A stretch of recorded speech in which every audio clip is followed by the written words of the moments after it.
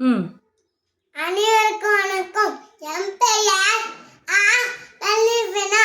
படிக்காத மேதை என்று அழைக்கப்பட்டாலும் அம்மைகளுக்கு அனைவரையும் படிக்க வைத்த மேதை என்ற பெருமைக்குரிய காமராஜரை பற்றி பேச வந்துள்ளேன்.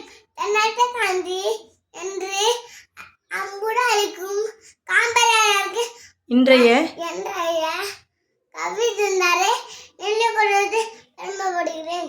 1903 ஜூலை 15 பிறந்தார். தந்தை பெயர் குமாரசாமி, தாயார் சிவகாமி அம்மையார். விடுதலை விட திரு சத்தியமூர்த்தியின் வாரிசாக விளங்கினார்.